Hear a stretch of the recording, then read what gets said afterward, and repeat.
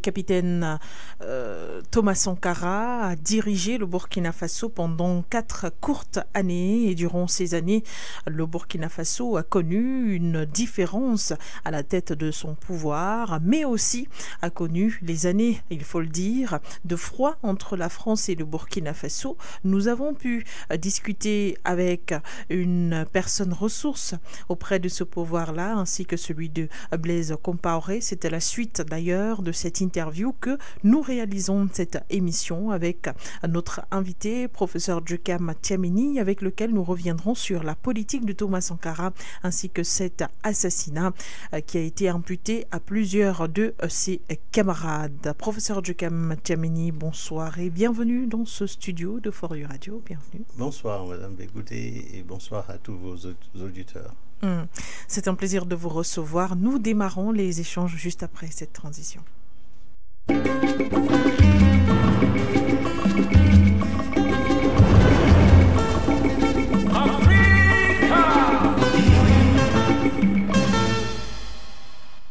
Regardez sur nos différentes plateformes Internet For You Media Africa et vous nous recevez à travers la radio, nous recevez également à travers vos petits écrans sur For You Télévision. C'est un plaisir de vous retrouver. Merci pour votre fidélité qui nous honore. Professeur Djekam Tiameni, vous êtes avec nous sur ce plateau et nous discutons de la situation au Burkina Faso en 1987 et 4 ans plus tôt. Alors, nous avons, comme vous le savez, reçu le docteur Domba Palme, Jean-Marc, sur ce plateau, ou du moins dans ce studio de For You Radio. Nous avons pu discuter du pouvoir de Thomas Sankara et des quelques différences qu'il pouvait y avoir avec celui de Blaise Compaoré, par exemple. Il ressort que Thomas Sankara était très virulent, tandis que la politique de Blaise Compaoré était un peu trop pondérée. D'ailleurs, il s'agissait du ministre des Affaires étrangères sous Blaise Compaoré, qui lui était chargé de maintenir les rapports entre le Burkina Faso et les autres pays. D'ores et déjà, on va dire d'entrée de jeu, professeur Djekam Tiameni, quel regard est-ce que vous mettez sur ces propos de docteur Domba Palme? D'abord, je vais commencer par donner à vos auditeurs un bref aperçu de mes rapports avec le Burkina Faso. Oui. Donc, je vais au Burkina Faso pour la première fois en 1987, sous la présidence de Thomas Sankara, que j'ai l'honneur de rencontrer, oui. Et qui à l'époque était avec ses 4 amis, Blaise Compaoré, qui était le numéro 2, il y avait Henri Zongo et Lingani. Donc c'était en fait 4 personnes qui étaient au pouvoir au moment où j'arrive au Burkina Faso pour la première fois. Et qui avaient l'air de prendre pratiquement toutes les décisions ensemble. Et les 2 chefs qui étaient bien connus, c'était Thomas, ensuite Blaise Compaoré, qui, pour le dire, bien qu'il y ait les 4, et ensuite le Conseil national de la Révolution, étaient ceux qui, en fin de compte, prenaient les décisions finales, ces 2-là. Bien, donc je quitte donc le Burkina Faso précisément le 12 octobre. Et 3 jours après, j'apprends que Thomas est décédé. C'était un choc extraordinaire pour moi, parce que ceux qui ont eu l'occasion de rencontrer Thomas, c'est un être humain fantastique de tous les points de vue. Il était extrêmement intelligent, il avait une vision claire de ce qu'il voulait faire, et il donnait ce sentiment que lui-même a décrit, d'être quelqu'un qui est un cycliste sur une colline, et qui sait que de part et d'autre, il y a des fossés, et qu'il est obligé de continuer à pédaler. C'est le sentiment qu'il vous donnait, en fait. Donc, sa vision n'était pas une vision isolée.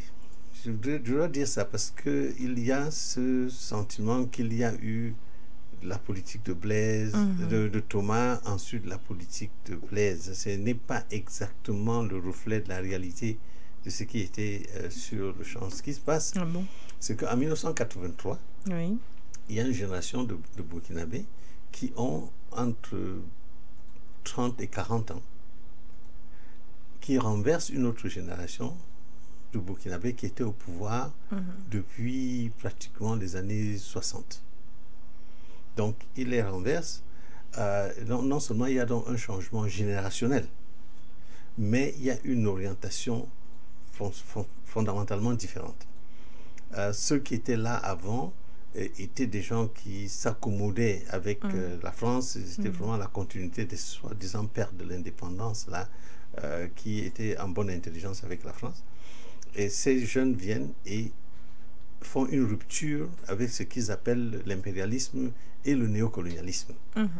Donc, essaient d'orienter le Burkina dans une direction différente, mobilisent la population, veulent faire la révolution sur le plan économique, rompre donc les rapports de dépendance avec l'ancienne puissance coloniale, sur le plan politique, ne pas dépendre d'eux de quelque manière que ce soit, et sur le plan social, avoir une politique en faveur des plus démunis. Donc c'est cette classe-là qui prend le pouvoir en 1983. Et vous allez voir que c'est elle qui restera au pouvoir jusqu'à pratiquement son renversement par Damiba. Donc par cette nouvelle justement génération de Burkinabés qui sont également tous des militaires en fait, qui les renversent et sont au pouvoir aujourd'hui. Donc, quand vous mettez tout cela dans ce contexte, vous comprenez que les choses n'étaient pas exactement noir et blanc entre Thomas et Blaise. Il y avait une classe politique qui a pris le pouvoir et qui a eu en son sein des dissensions. Qui étaient d'ordre pas d'objectif. Parce qu'ils voulaient tous la révolution. Du moins ceux que je rencontre en 87 et que je continue, avec qui je vais continuer à rester en rapport jusqu'à peut-être les années 2000, 2007, des choses comme ça. Ils sont pour la révolution, mais il y a un style. C'est-à-dire qu'il y a comme un style, le style de Thomas Sankara, qui était un style très confrontationnel et qui avait valu au Burkina Faso des ennemis. Sur le plan international. Oui, des ennemis sur le plan international, naturellement, mais surtout parmi les voisins. Et le Burkina étant un pays enclavé, ses voisins se sont mis à travailler ensemble, notamment le vieux Oumfouet et Yadema, pour asphyxier petit à petit le Burkina. Donc des camions qui partaient du port de Lomé ou du port d'Abidjan c'est-à-dire qu'on avait obtenu des instructions de pratiquement à tous les barrages de police de les garder là-bas une demi-journée, etc. Et le pays commençait à souffrir de ces mauvais rapports qu'il y avait avec les voisins, entre autres choses. Et donc, les derniers mois, pratiquement, il y avait donc cette peur au sein de cette classe politique que nous allons, à cause du style de quelqu'un, perdre le pouvoir.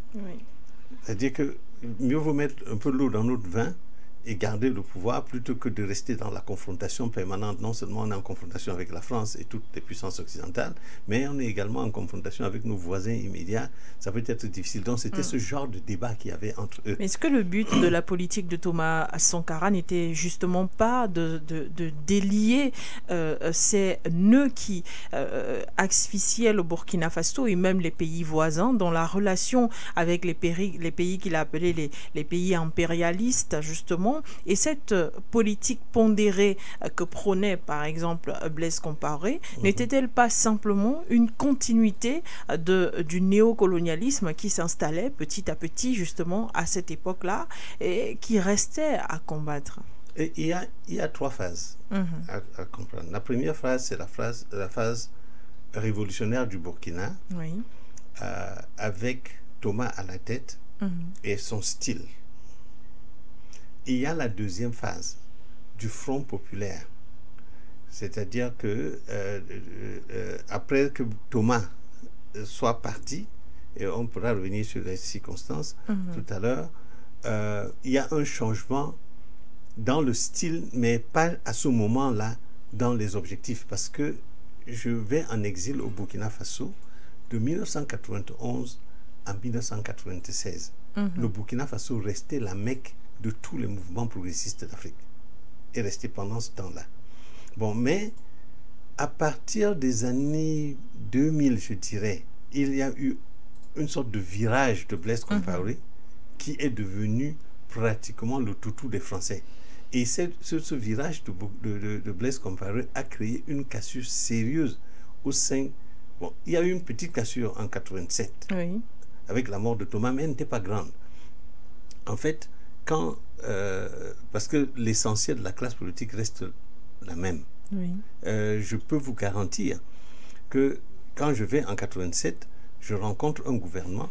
Quand je reviens après la mort de Thomas en 88 au Burkina Faso, je rencontre pratiquement les mêmes personnes. Bon, mais quelques années plus tard, donc vers les années 97-98, vous voyez qu'il y a des gens qui ont été éliminés et que Blaise a pris un virage qui va faire, c'est-à-dire une sorte de retour contre-révolutionnaire qui lui vaudra ce que ça va lui valoir là dans les années 2014. Merci, professeur Djekam Tchameni, d'avoir ainsi planté le décor. Alors, il y a une chose qui a attiré notre attention dans l'échange que nous avons pu avoir, bien sûr, avec cet ancien administrateur du Burkina Faso, mais aussi dans les toutes petites recherches. On remarque qu'à l'arrivée du président Blaise Compaoré, les relations avec la France redeviennent, on va le dire, reviennent en tout cas à la normale. Maintenant, le premier voyage, le premier déplacement du ministre des Affaires étrangères, le chef de la diplomatie, a été de se rendre en France. Alors, cela reste une interrogation pour nous. Pourquoi la France, après la chute de Thomas Sankara, qui n'est pas seulement tombé sous l'effet d'un coup d'État, mais qui est tombé simplement parce qu'il a été assassiné? Les pays qui créaient le plus de difficultés au Burkina Faso étaient des pays qui étaient contrôlés indirectement par la France. Et l'économie était asphyxiée. La population commençait à perdre de l'engouement pour la révolution. Et ça, ce que je vous dis, c'est ce que me disent cette classe politique-là, qui va par la suite se diviser et se désolidariser de Blaise Compaoré. Maintenant, les gens peuvent dire que Blaise Compaoré avait déjà dès le départ l'intention de trahir, entre guillemets, mais je sais qu'au moment où moi je les rencontre, ils sont tous encore pour la révolution, ils soutiennent encore tous les mouvements révolutionnaires. Le Cuba a une des ambassades les plus importantes au Burkina Faso, la Libye est omniprésente, tous les mouvements révolutionnaires d'Afrique sont là-bas. C'est-à-dire que c'était la Mecque des mouvements de gauche. Donc, il y a eu cette phase révolutionnaire qui était là. Mais ils avaient... Pourquoi donc ils vont en France? Attendez, si quelqu'un a la corde sur votre cou, n'est-ce pas? C'est celui qui tire la corde. Vous n'allez pas voir celui qui a la corde sur votre pied. Vous essayez d'abord de desserrer les liens. Et c'était justement le rôle du ministre des Affaires étrangères à l'époque. C'était d'essayer de desserrer l'étau diplomatique que la France avait créé autour du Burkina Faso pour l'asphyxier complètement. Est-ce que c'était pas finalement, enfin je vous entends professeur Djekam, est-ce que c'était pas finalement une forme d'aveu aussi que le Burkina Faso, malgré cette politique, on va dire vertement tournée vers la rupture de Thomas Sankara, il fallait au Burkina Faso de vivre avec ses partenaires traditionnels, une façon aussi, un aveu aussi de la forte puissance de la France de l'époque sur les pays africains, notamment de l'Afrique dite francophone? Absolument, madame. Justement, c'est ça. Vous savez, avec recul maintenant, on peut analyser les choses un peu différemment. Et c'est ce que j'essaye d'apporter dans cette discussion que nous avons. C'est-à-dire de sortir du schéma habituel que nous connaissons tous, que bon, Thomas, il a été tué par son ami, il était un traître, et c'était comme ça. C'était pas d'abord parce qu'ils n'étaient pas les seules deux personnes dans le paysage politique. Il y avait des gens de haut calibre. Eux d'ailleurs, je vous garantis, je connais bien la classe politique, ils n'étaient pas les deux plus brillants. C'était des militaires. Bon, naturellement, ils avaient maîtrisé l'armée à ce titre-là, ils maîtrisaient le pouvoir, mais de façon idéologique, les gens qui portaient la révolution, il y avait beaucoup d'autres personnes et qui, à chaque fois, analysaient les rapports de force et aidaient à prendre les décisions qu'ils devaient prendre. Et vous avez raison de faire remarquer qu'à ce moment-là, la France avait encore beaucoup de pouvoir et était capable, avait une capacité de nuisance extraordinaire. Et quand ils vont vers la France, ce n'est pas une capitulation au départ. Ils essayent simplement de trouver le moyen de desserrer l'étau un peu et de voir ce qu'il en adviendra. Ce n'est pas le cas aujourd'hui, vous remarquez, que la France est beaucoup plus faible et que vous voyez au Burkina Faso qu'ils tiennent un langage et ils le tiennent et on a des chances de s'en sortir. Donc, mais les rapports de force à ce moment-là étaient véritablement défavorables à un pays comme le Burkina Faso. Et d'où il fallait forcément avoir cette politique, donc pondérer cette diplomatie pondérée, histoire de rester, on va dire, neutre finalement. Il y a eu certaines erreurs. Il y a eu certaines erreurs de la part des révolutionnaires parce que le résultat final d'une situation dans un pays est le fruit aussi bien du contexte international que du contexte national et des décisions bonnes ou mauvaises que prennent les dirigeants. Bon, l'une des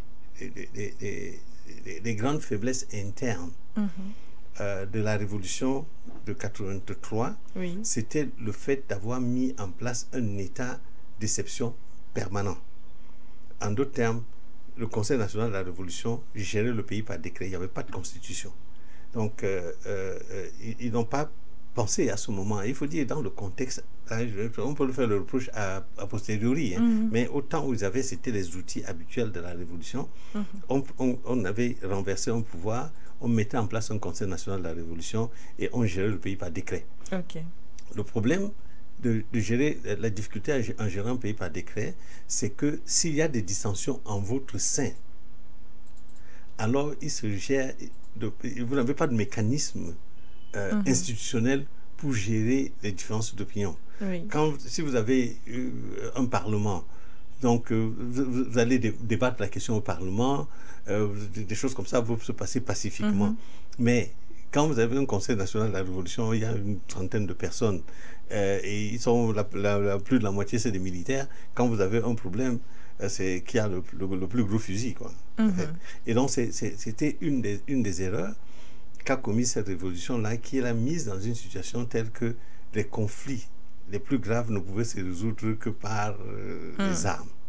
Voilà, donc c'est des choses que l'on apprend un peu par la suite et que je vois, par exemple, le jeune qui est là aujourd'hui tenter de résoudre cela en nommant un premier ministre qui est civil, en ayant un gouvernement qui est rempli de civils et en s'assurant que ce ne soit pas, que le pouvoir ne soit pas juste une question entre des militaires. Voilà. Et que ce ne soit pas un pouvoir par décret.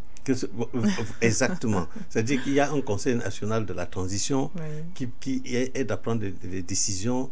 Il y a tout un ensemble une architecture institutionnelle. La Constitution n'a pas été suspendue. Donc les tribunaux continuent de fonctionner. Vous voyez un peu, voilà.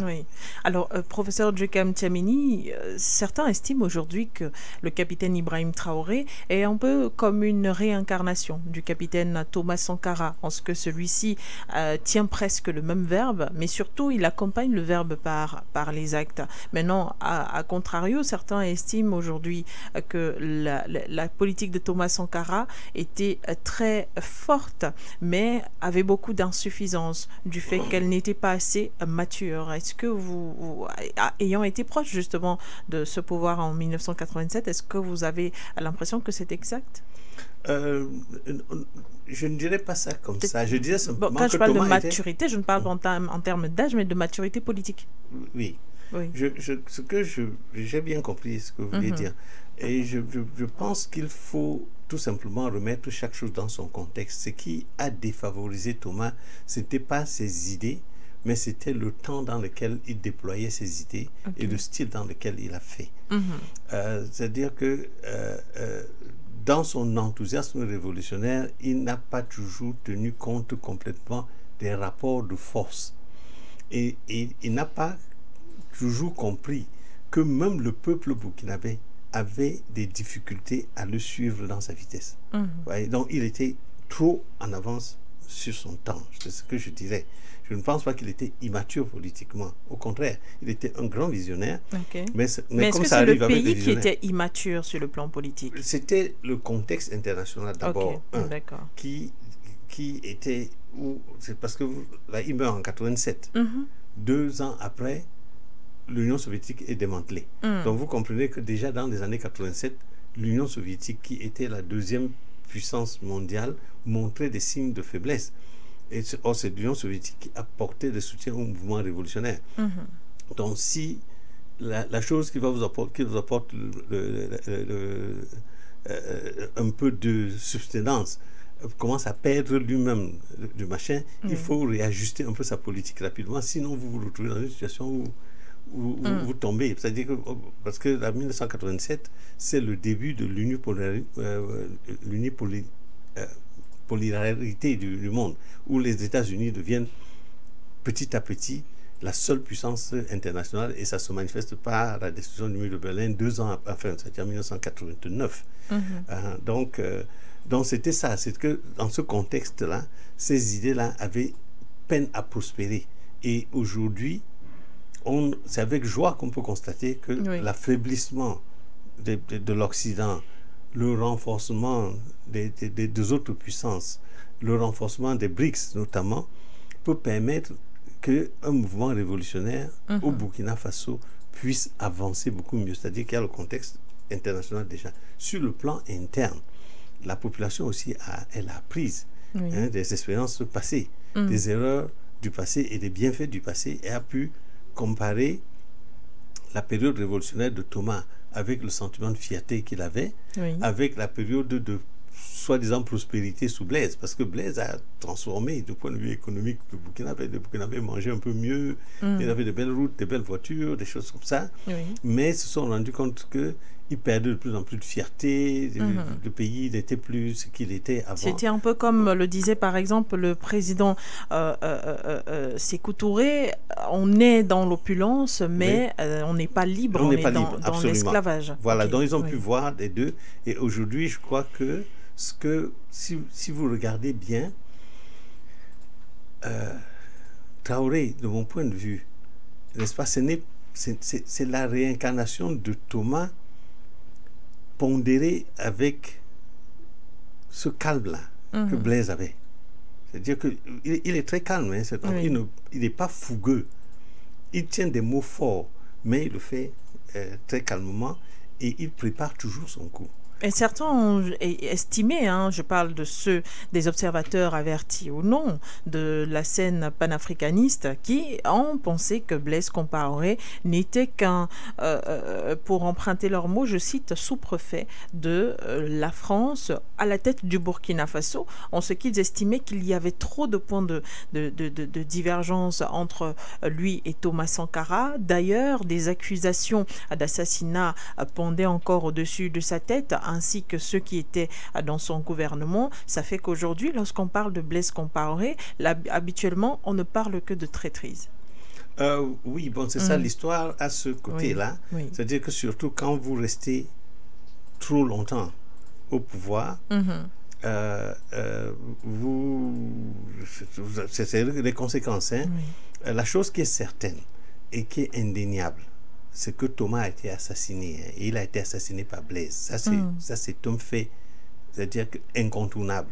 Quel que soit l'amour que quelqu'un peut avoir pour Blaise Compaoré, il est obligé de reconnaître que c'était un acte d'assassinat. D'accord. C'était prémédité. C'était pas que c'était un accident comme ils nous l'ont présenté. Moi, c'est comme ça qu'on me l'a présenté en 1987, pour que je revienne au Burkina Faso. Parce que j'étais, comme tout le monde, outré par cet assassinat-là.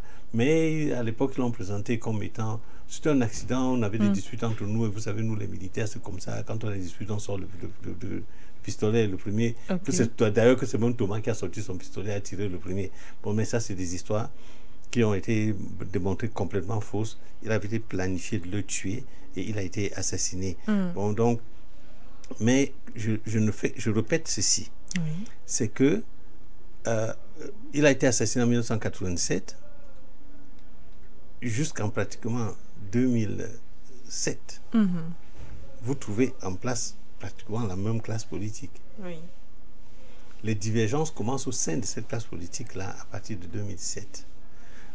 Quand effectivement Blaise montre qu'il a complètement viré. Ouais, il a complètement viré. Même s'il avait fait avant, ce n'était pas visible. Parce que moi, j'ai vécu au Burkina Faso de 91. J'étais en exil au Burkina Faso. De 1991 jusqu'à 1996. Je vous le dis, la France ne dictait pas la politique au Burkina à ce moment-là. Bon, par la suite, effectivement, on a pu constater, comme vous le constatez, effectivement, c'est-à-dire une sorte de revirement de Blaise Compaoré, et j'ai cessé de lui parler, moi. Je n'avais plus de rapport avec lui et j'ai participé à son renversement en 2014. Ok. Alors, merci pour ces révélations, professeur Djekam Tiameni. Alors, lorsqu'on revient sur les faits dans l'histoire et qu'on constate justement que Burkina Faso a été dirigé des années 1987 jusqu'à pratiquement les années 2000 sous le magistère de Blaise Compaoré. 2014, il a fait 27 ans. Effectivement, qu'il a été à la tête du pouvoir et pourtant il traînait derrière lui justement ce cadavre, mais a été chouchouté pratiquement par la communauté dite internationale, avec la France et autres partenaires traditionnels. Est-ce que ce n'est pas ça finalement qui suscite chez les Africains aujourd'hui cette colère, cet esprit de révolution qui voudrait qu'il y ait enfin une différence et qu'il y ait enfin une véritable souveraineté et une véritable indépendance? Maintenant, la question est de savoir qui pour à ce moment-là maintenir ou encore impulser cette volonté d'indépendance alors qu'on se retrouvait poings et pieds liés la plupart du temps devant une politique dictée par l'extérieur. Écoutez, comme je l'ai dit tantôt, je l'ai dit plus haut, le résultat final c'est-à-dire que la politique que vous observez dans un pays est la combinaison d'un ensemble de facteurs. Le premier facteur, c'est d'abord le degré de conscience politique du peuple lui-même. Est-ce que le peuple est suffisamment éveillé et suffisamment organisé pour peser dans la direction politique d'un pays? Deuxièmement, est-ce que à l'intérieur de ce pays-là, les forces économiques et politiques c'est-à-dire que quel est le rapport qui existe entre elles, c'est-à-dire entre ceux qui veulent avoir une politique économique de type capitaliste et ceux qui veulent avoir une politique sociale. Quel est le rapport de force qui existe entre ces deux groupes-là? Comment est-ce qu'ils sont organisés? Comment est-ce qu'ils sont structurés? Et enfin, le contexte international. Comment est-ce que les différents clans ou groupes politiques arrivent à s'allier à des puissances extérieures pour renforcer leur position et en combinant, n'est-ce pas, les forces qui leur viennent de l'extérieur avec les forces qu'ils ont au sein des populations elles-mêmes. Bon, donc, si vous regardez donc le Burkina aujourd'hui, vous allez remarquer que il y a au Burkina une population, et ça s'applique au Burkina et comme à l'AES, une population qui est extrêmement éveillée politiquement, qui est structurée et organisée, peut-être pas nécessairement à l'intérieur de partis politiques, mais dans des organisations de la société civile. Au Burkina, très tôt, si vous allez à l'école primaire, ils ont déjà une coopérative à l'école primaire. Je veux dire une association d'étudiants. Déjà même dans le primaire. Et alors dans le secondaire, c'est mieux. Et alors au niveau universitaire, vous allez voir dans tous les secteurs de la vie sociale, elle est organisée. Donc la population a des moyens d'influencer sur la vie politique du pays. En contraste, par exemple, si je vous prends le Cameroun chez nous ici, la population n'a pas de voix, elle est dispersée, elle est tribalisée, elle n'est pas organisée, elle n'est pas éveillée, etc., etc. Donc, ce qui fait que son poids sur le résultat final de la dispensation politique est relativement faible. Si on la compare, par exemple, aux pays comme le Burkina, le Sénégal, etc., etc. Oui. Bien, donc chaque fois que l'on analyse donc, un pays, c'est à ça qu'on doit faire attention et voir donc si ces rapports de force-là sont en faveur du progrès. Alors, vous allez voir que les thèses progressistes, elles vont l'emporter, et c'est ce qui est en train de se passer au Burkina et dans l'AES notamment. Merci, professeur Djekam Tchameni. La période de l'assassinat, la période de la politique de Thomas Sankara, eh bien, on en a parlé. Durant cette période, il y a aussi que les partenariats avec les pays étrangers qui sont les partenaires traditionnels, comme ils aiment à s'appeler en Afrique, n'ont pas permis aux Burkinabés de vivre une vie peut-être si luisante que celle que vous avez décrite tout à l'heure, mais il n'y avait pas ce réveil-là, ce que vous avez mis sous le coup du contexte international actuel. En 2014, qu'est-ce qui a réellement changé? En 2014, il y a eu une sorte de sursaut populaire qui était mené d'une part par des mouvements révolutionnaires comme le PCRV, c'est le Parti communiste révolutionnaire voltaïque. Donc pas des mouvements qui étaient dans cette obédience-là. Donc il y avait des révolutionnaires d'une part, mais il y avait surtout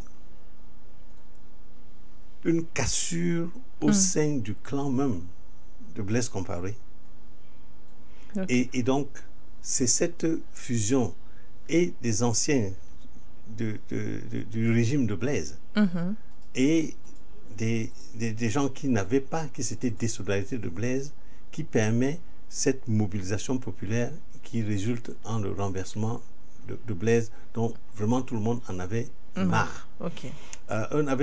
Non seulement les Burkinabés avaient marre de sa politique extérieure trop pro-française, mais sur le plan interne, il avait commencé, des gens autour de lui, notamment son frère François Compaoré, avait organisé une coterie qui s'était donné pour mission de prendre le contrôle de ce que les impérialistes français avaient laissé. C'est-à-dire que donc, ils entraient dans toutes les affaires, ils contrôlaient tout, et ils utilisaient cette position économique-là pour tenter même de contrôler le parti, excluant donc des gens du parti comme les Salif Diallo et comme les Roch, qui deviendra par la suite président de la République.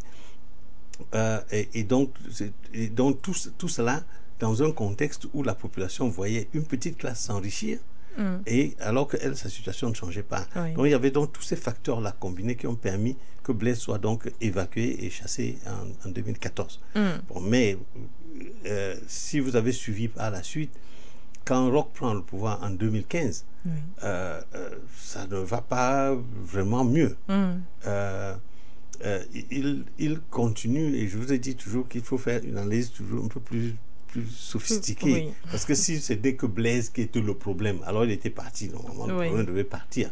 Donc en réalité, c'était toute une classe politique qui avait, je dois dire, échoué. Et qui a manqué de conduire la révolution à bon port. Est-ce que c'était une révolution à la base?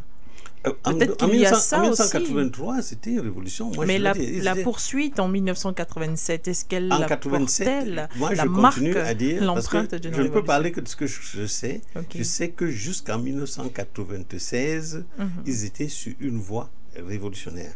Jusqu'en 1996, le Burkina soutenait pratiquement tous les mouvements révolutionnaires du pays, et les plus grandes ambassades au Burkina, c'était celle du Cuba et de la Libye.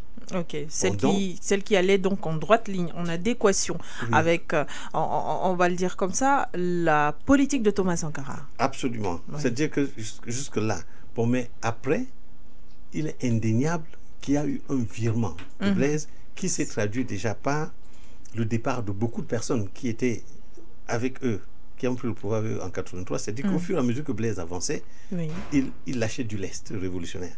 Et jusqu'à ce qu'il dérive alors là complètement vers les années 2007. Merci, professeur Djekam Tiameni. Le Burkina Faso a donc connu des années sombres sur le plan économique, sur le plan commercial, sur le plan politique aussi, durant cette période. Mais aujourd'hui, vous regardez le Burkina Faso et vous vous dites si cette politique de Thomas Sankara qui était prônée depuis 83 avait réussi à être implémentée de 83 ou encore même 87 après son assassinat jusqu'à aujourd'hui, le Burkina Faso serait ce îlot de paix où il fait bon vivre, cette Libye par exemple dont a rêvé Muammar Kadhafi mais qui malheureusement n'a jamais vu le jour après l'installation de la démocratie par Nicolas Sarkozy. Je dois dire une chose, c'est que les gouvernements de gauche, l'échec des partis de gauche au Burkina n'est pas unique. Pratiquement, si vous regardez tous les pays qui, dans les années 60-70, ont fait des révolutions et ont vu l'arrivée des révolutionnaires au pouvoir, ont connu des périodes extrêmement difficiles, non seulement en Afrique, mais même hors d'Afrique. Et je vais vous citer quelques cas. Je commence peut-être par hors d'Afrique parce que c'est facile à montrer. Vous vous souvenez des sandinistes, ils ont pris le pouvoir dans les années 79 au Nicaragua. Ils ont eu une période révolutionnaire qui s'est soldée par quoi? Les États-Unis ont financé des contre-révolutionnaires, maintenu le pays dans la guerre. Finalement, les sandinistes ont été obligés carrément, ils ont perdu le pouvoir. Ils ont organisé des élections, ils ont perdu le pouvoir. La population ne croyait plus en eux. Et il leur a fallu du temps pour revenir au pouvoir encore. Ortega est revenu au pouvoir seulement tout récemment après la perte de vitesse de l'Occident. C'est pour montrer qu'il y a des contextes dans lesquels vous essayez de faire des choses et ce contexte est tellement contre vous qui devient extrêmement difficile de réaliser tous vos rêves. Maintenant, cela ne veut pas excuser des fautes que l'on peut avoir fait sur le plan interne et faire toujours croire que ce n'est que l'extérieur qui détermine en fin de compte ce qu'on fait. Il y a des pays qui ont réussi à garder la ligne révolutionnaire, le Cuba étant un exemple parfait avec tous les sacrifices que cela a donné, mais il y a d'autres pays également comme le Venezuela qui ont réussi à garder une ligne révolutionnaire et ont su attendre, se maintenir au pouvoir juste à ce qu'il y ait des meilleures conditions. Mais prenez le Mozambique, prenez l'Angola, prenez pratiquement tous les pays qui étaient dirigés par des gens de gauche en Afrique, ils ont tous sombré pendant un moment. Bon, aujourd'hui, certaines essayent de revenir parce qu'il y a un contexte plus favorable. Et donc, on peut espérer que cette fibre révolutionnaire-là, qui, elle, laisse toujours des traces, par contre. Ça laisse toujours des traces, on ne les oublie pas. C'est-à-dire que même si Agostinho Neto est mort en Angola, même si Samora Machel il est parti, même si Amilcar Cabral n'est plus en Guinée-Bissau, cette fibre révolutionnaire reste de la même manière qu'au Cameroun, même comme Oumniobé, Félix Moumié et Ernest Ouandi n'ont jamais même pris le pouvoir, même un seul jour. Aujourd'hui, vous vous rendez compte que c'est-à-dire que leur esprit est là et continue de guider les nouvelles générations de gens qui veulent un changement qualitatif au Cameroun. Professeur Dukam Tiamini, aujourd'hui avec le pouvoir du capitaine Ibrahim Traoré, certains burkinabés avec lesquels nous, sur For You Media Africa, on a eu l'occasion de discuter, pensent que l'heure est à l'arrivée de la lumière au vu des déplacements, des changements géopolitiques qui existent aujourd'hui, qui des BRICS, qui de la création de la confédération de l'AES, par exemple, mais aussi la prise de conscience des pouvoirs africains et beaucoup plus des peuples africains. Eh bien, l'Afrique, finalement, est bien partie, on peut le dire, on peut y croire, on peut le penser, on peut l'imaginer. Il faut absolument sur le plan croire. politique, sur le plan économique, sur le plan géopolitique. Il faut le croire parce que sur le plan géopolitique, les conditions sont 1000 fois plus favorables. Sur le plan de l'éveil des populations en interne, c'est très très favorable. Sur le plan même économique, c'est-à-dire que de la dédollarisation qui se met en place de plus en plus, et de la capacité maintenant que les États-Unis et l'Ouest, de façon générale, l'Occident global, a perdu une partie, pas encore totalement, mais une partie de son influence monopolistique sur l'économie internationale. Ça donne de l'espoir. Mais je voudrais dire une chose, c'est qu'au Burkina, il faudra que le capitaine Ibrahim Traoré fasse extrêmement attention parce que les forces politiques qui se sont construites sous le long règne de Blaise et de Roch sont là et à l'attente et à l'affût et sont prêtes à tout pour le renverser. D'ailleurs, il a essuyé plus de tentatives de coup d'État que n'importe quel chef d'État ces dernières années. Donc, il doit faire extrêmement attention parce qu'il y a beaucoup de forces contre-révolutionnaires qui sont en existence à l'intérieur du Burkina et qui travaillent avec et la Côte d'Ivoire et la France, etc., pour reprendre les avantages indus. C'est notamment des hommes d'affaires véreux qui travaillaient avec le régime de Blaise et qui ont beaucoup d'argent. Et des hommes politiques aussi qui utilisaient la politique comme moyen pour s'enrichir. Sous Blaise comme sous Roch, ces gens sont extrêmement dangereux et ils doivent sérieusement s'en méfier. Et professeur Dukam Tiamini, aujourd'hui, malgré le départ de Thomas Sankara prématurément, l'arrivée de Blaise Compaoré, son renversement, l'arrivée de Rochmark Christian Kaboré, son renversement, l'arrivée de Paul-Henri Sandaogo Damiba, et puis son renversement, et puis l'arrivée d'Ibrahim Traoré, le capitaine, les relations avec les pays voisins. Vous avez cité tout à l'heure les pays voisins qui étaient devenus hostiles au Burkina Faso sous le magistère de Thomas Sankara à cause de sa politique étrangère assez virulente, on peut le dire ainsi, vertement toujours tourné vers la critique de l'impérialisme. Les pays comme le Togo avec Yadema Père ou encore la Côte d'Ivoire, d'Houphouët-Boigny à cette époque-là, étaient difficilement coopératifs puisqu'on parle des pays, étaient difficilement accompagnateurs du Burkina Faso. Aujourd'hui, est-ce que ça a changé et pourquoi? Si vous avez pour deux raisons, ça a changé. La première, c'est que le style même de Traoré est moins agressif. Il est plus posé, hein? Même comme il est relativement jeune, vous ne l'avez jamais entendu de quelque manière que ce soit tenir des propos désobligeants vis-à-vis du Togo, du Bénin, et Dieu merci, au nord, il est tranquille.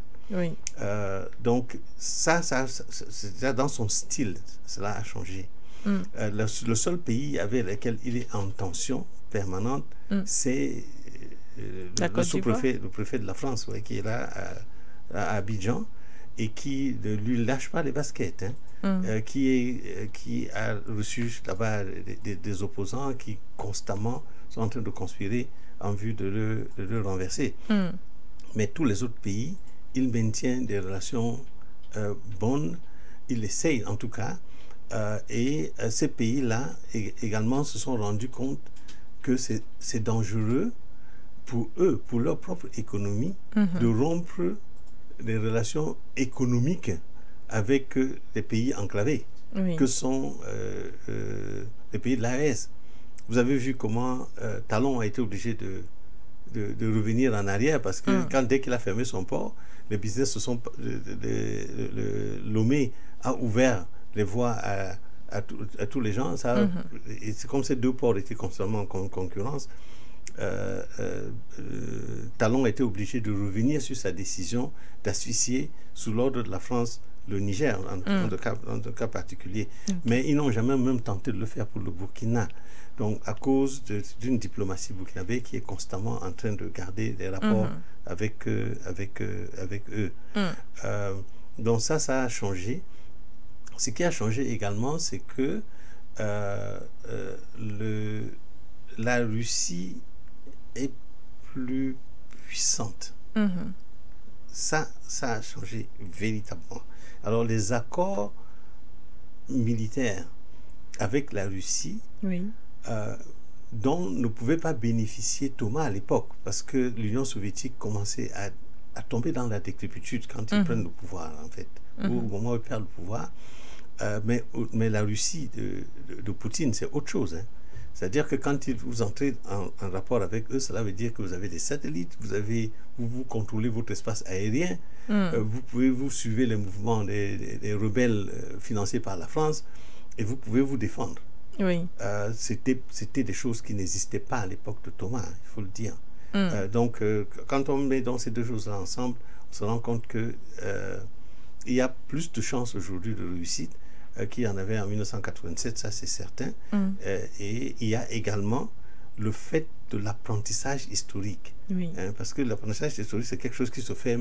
le jeune homme n'était pas né quand les gens apprenaient le pouvoir, mais il y a ce sorte d'apprentissage historique qui se fait automatiquement du fait des expériences passées d'un pays et qui se transmet à la nouvelle génération volontairement ou involontairement. Eh bien, on va terminer, professeur Djekam, dans cette émission, peut-être bien, en parlant de la diplomatie burkinabé, la diplomatie malienne et la diplomatie nigérienne que vous observez aujourd'hui au sein de la Confédération de l'Alliance des États du Sahel.